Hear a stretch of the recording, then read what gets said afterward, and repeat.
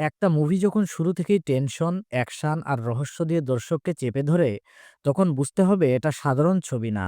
আজ মুক্তি পাওয়া ধুরন্ধর ঠিক সেই ধরনের।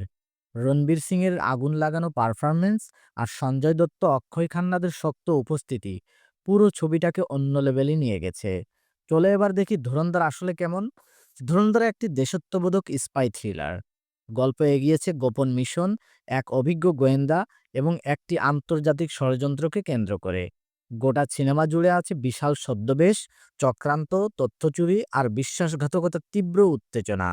দর্শক বারবার ভাববে কে বিশ্বাসযোগ্য আর কে আসলে বিশ্বাসঘাতক। রণবীর সিংকে এখানে এক নির্মম ঠান্ডা মাথার উচ্চ দক্ষতার ভারতীয় গোয়েন্দা চরিত্রে দেখা যায়। তার চোখ, শরীরী ভাষা, ডার্ক ইন্টেন্সিটি সবকিছু মিলিয়ে এটি তার সবচেয়ে শক্তিশালী চরিত্রগুলোর একটি। প্রতিটি অ্যাকশন দৃশ্য তার উপরই দাঁড়িয়ে। সারা অর্জুন, তিনি গল্পে মানবিক স্তর যোগ করেছেন। তার আবেগ, কষ্ট আর দৃঢ়তা রণবীরের চরিত্রকে ভারসাম্য দিয়েছে এবং গল্পে সংবেদনশীলতা এনেছে। সঞ্জয় দত্ত, ছায়াময়, রহস্যময়, ভয়ঙ্কর চরিত্রে সঞ্জয় দত্ত ছিলেন দুর্দান্ত। তার মুখের দৃঢ়তা আর শক্তিশালী উপস্থিতি গল্পে এক অন্ধকার ও থ্রিলের হাওয়া এনে দেয়। এক কথায় স্ক্রিন ডমিনেটর। অক্ষয় খান্না, তার চরিত্র ঠান্ডা, হিসেবি এবং মাঝে মাঝে ভয়ঙ্কর। তিনি প্রতিটি মোড় তৈরির পেছনের অন্যতম চালক হিসাবে কাজ করেছেন। দর্শক হিসাবে তুমি কখনোই তার উদ্দেশ্য ১০০ ভাগ বুঝতে পারবে না। এই রহস্যটাই চরিত্রটাকে শক্তিশালী করে। অর্জুন রামপাল, গোপন নেটওয়ার্ক, ষড়যন্ত্র আর চতুর পরিকল্পনার অংশ হিসাবে তাকে দেখা যায়।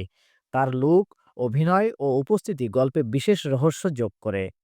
আর মাধবন, একজন গোয়েন্দা কৌশলবিদ হিসাবে তিনি গল্পের গভীরতা এবং থ্রিল আরও বাড়িয়ে তুলেছেন। তার প্রতিটি সিদ্ধান্ত গল্পকে নতুন দিকে ঠেলে দেয়।